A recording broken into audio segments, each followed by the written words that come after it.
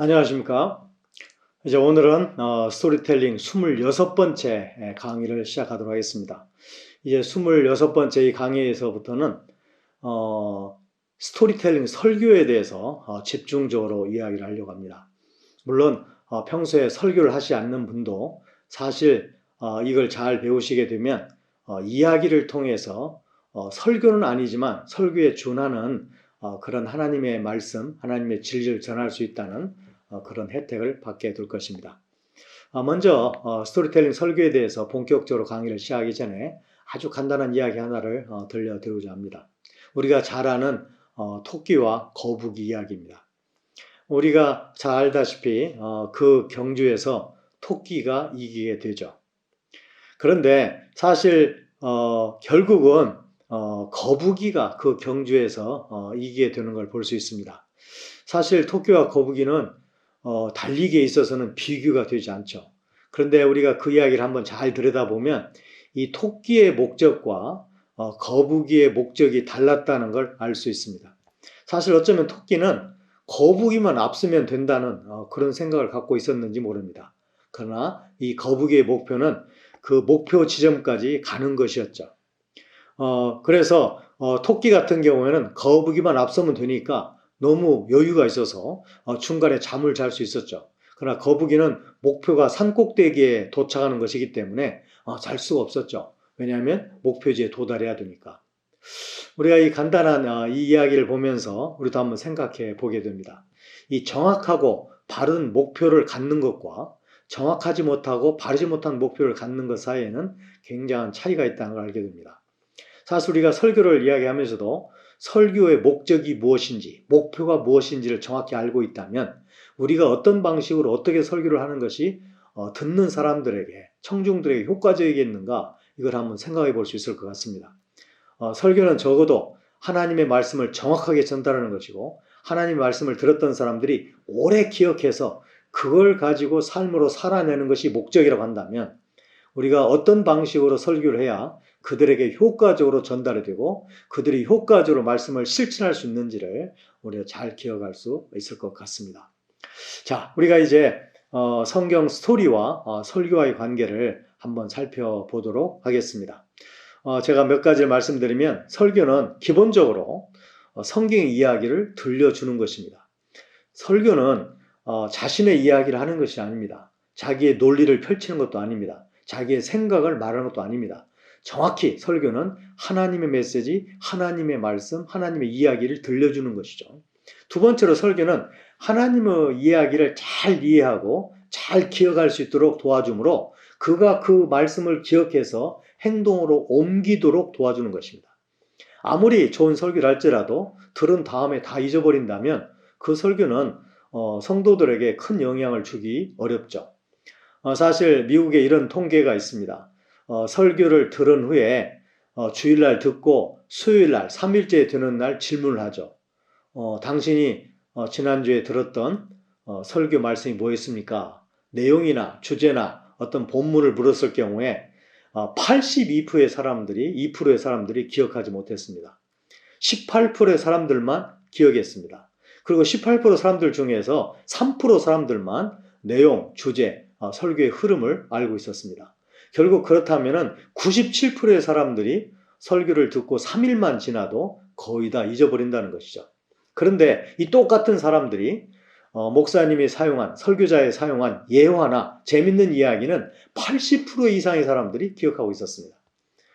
그렇다면 우리가 설교를 어떤 식으로 전하는 것이 정말 그들의 삶에, 그들의 기억에 도움이 되는지를 한번 따져봐야 될 것입니다. 우리가 알다시피 설교는 새로운 충고를 주는 게 아닙니다. 더더욱 설교의 성경의 내용을 가르쳐 주는 것도 어떤 면에서는 아닙니다. 사실 설교라는 것은 그 말씀을 듣고 행동으로 옮기도록 하는 것이기 때문에 말씀을 오랫동안 기억하게 만들고 그 말씀 때문에 고민하게 만들고 그 말씀이 떠오르게 만드는 것은 설교하는 사람의 중요한 목표가 되어야 할 것입니다. 필립 브룩스라는 사람 이런 말 했죠. 설교의 목적은 사람들의 영혼을 설득하고 움직이는 데 있다. 그러므로 설교자는 설교를 듣는 사람들이 그 말씀을 삶으로 옮기도록 하기 위해서는 행동할 수 있도록 전해야 되고 행동하기 전에 그걸 오래 기억할 수 있도록 전해야 된다는 것입니다. 그런 점에서 성경 이야기로 잘 전달하는 것은 이야기를 오랫동안 기억하게 만들고 그 이야기 때문에 고민하다가 그 이야기를 삶으로 옮기게 만드는 그런 장점을 가지고 있습니다. 자, 이제 그러면 내러티브 설교, 우리가 보통 이야기식 설교 또는 내러티브 설교, 내러티브 프리칭이라는 말을 쓰는데 저는 여기에서 두 가지의 차이점이 있지만 그걸 혼용해서 쓰도록 하겠습니다. 자, 그렇다면 이제 스토리텔링과 이 설교 준비와의 관계를 잠깐 얘기하고 그 다음에 또 다음 강의를 진행하도록 하겠습니다.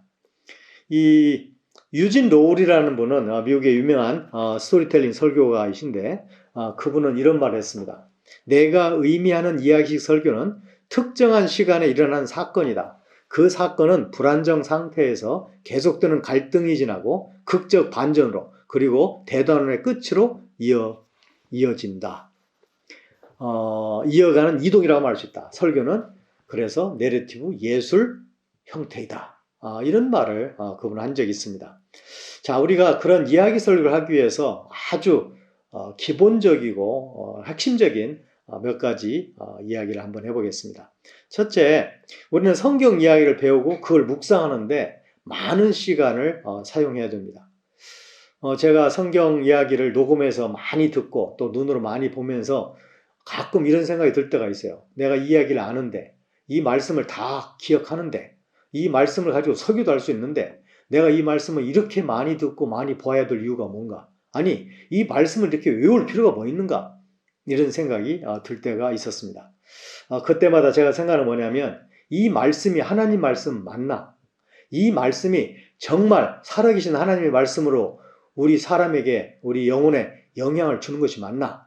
이런 생각을 들 때마다 하나님의 말씀을 외우는 것이 억울한 일이 아니구나 라는 생각을 하게 되었습니다. 제가 얼마 전에 읽은 그 무슬림 신학자가 쓴 책에 보니까 이런 말을 했습니다. 그 사람은 무슬림의 독실한 신자고 신학자인데 그분이 이런 말을 했습니다. 나는 예수 믿는 사람을 이해할 수 없다. 예수 믿는 사람들은 성경이 하나님의 말씀, 하나님의 진리라고 말한다. 그러나 나는 성경을 외우는 사람을 참 보기 어렵다고 생각한다. 나는 알꾸라니, 나는 꼬라니 진리라고, 신의 진리라고 믿는다. 그래서 오늘도 꼬란을 외우고 있다. 제가 그 말을 듣고 많이 자극을 받았습니다. 하나님의 말씀을 묵상하고 외우고 많은 시간을 할애하는 것이 설교에서도 기본적인 준비라고 할 것입니다. 두 번째는 청중이 그 이야기를 들었을 때 어떤 질문을 갖게 될 것인가를 생각해 보는 것입니다. 내가 청중이라면, 내가 이야기를 듣는 사람이라면 이런 내용이 궁금하겠구나. 여기에 대해서 의문점을 갖게 되겠구나. 여기에 대해서 알고 싶어하는 마음이 생기겠구나. 그런 것들을 질문을 만들어 보는 것입니다. 그리고 세 번째로는 그 질문들 중에서 우리 청중들에게 또 나에게 또 듣는 사람들에게 상관성이 있다. 이건 정말 그 사람들도 고민하는 것이 되겠다. 이건 상황에 맞고 시대에 맞고 우리 성도들에게 맞는 것이다. 우리 교회에 맞는 것이다. 라고 생각되는 질문들을 몇 개를 뽑아서 그걸 그 이야기의 대지, 설교의 대지로 삼는 것입니다.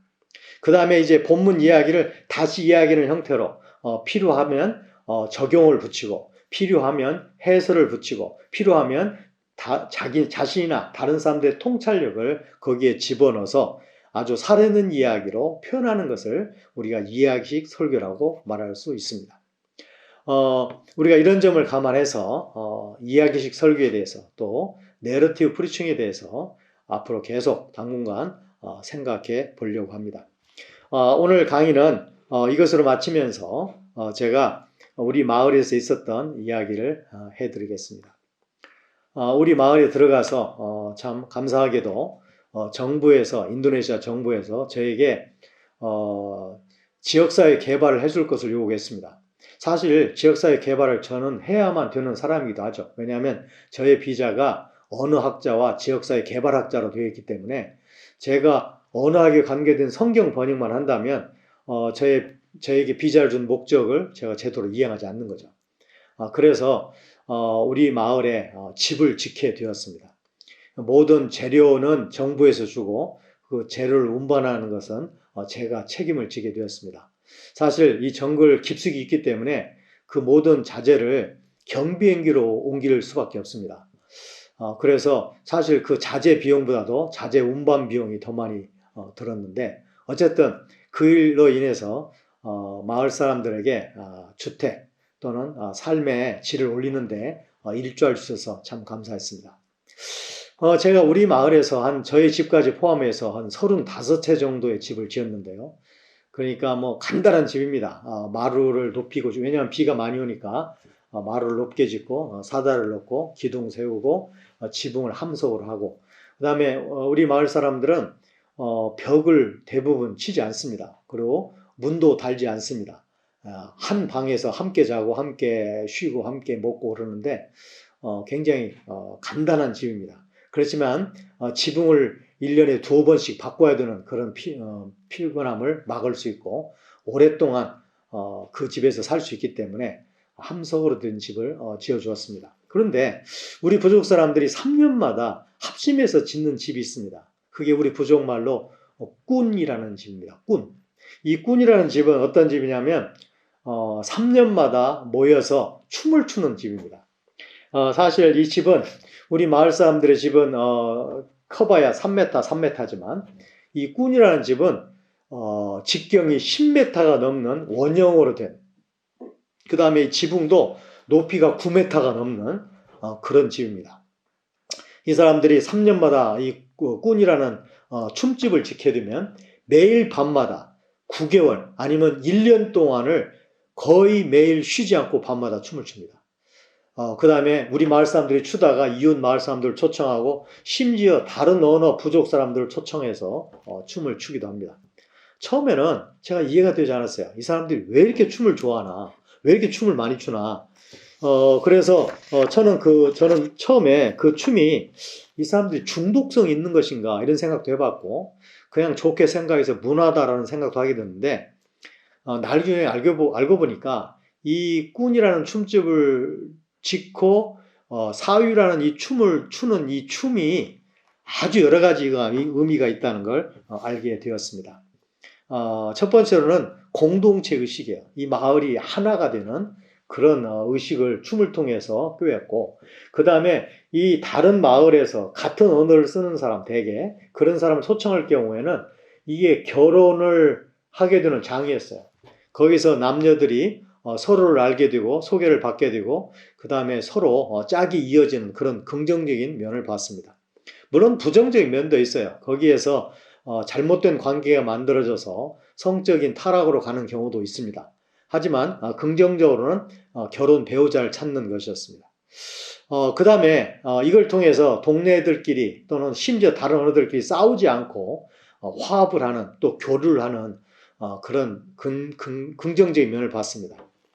그러나 그 내용을 보면서 또 한 가지 중요한 걸 발견했는데, 그게 바로 그들의 교육이라는 것이었습니다. 이 사람들은 그냥 추지 않습니다. 노래를 하면서 춤을 추는데, 그 노래의 내용이 물론 인간의 서정적인 면이나 인간의 감정 이런 걸 나누는 경우도 있지만, 굉장히 많은 내용이 그들의 역사, 그들의 가치, 그들의 문화를 다루는 노래를 계속 부르면서 그 노래를 하는 것이었습니다. 그러니까 이 구전적 의사소통하는 사람에 있어서 이 춤이라든지 그런 노래라든지 이런 것들이 아주 중요한 구전적 교육, 구전적 어떤 문화이식, 문화 이전의 수단이 되는 것을 알게 되었습니다. 사실 우리에게 있어서 성경 이야기를 안다는 것이, 또 성경 이야기를 가지고 말씀을 나눈다는 것이 하나님의 가치, 하나님의 말씀, 하나님의 뜻을 전달하는 아주 중요한 수단이 될 수 있다는 사실을 우리가 기억해야 될 것입니다. 이것으로서 이 26번째 강의를 마치도록 하겠습니다.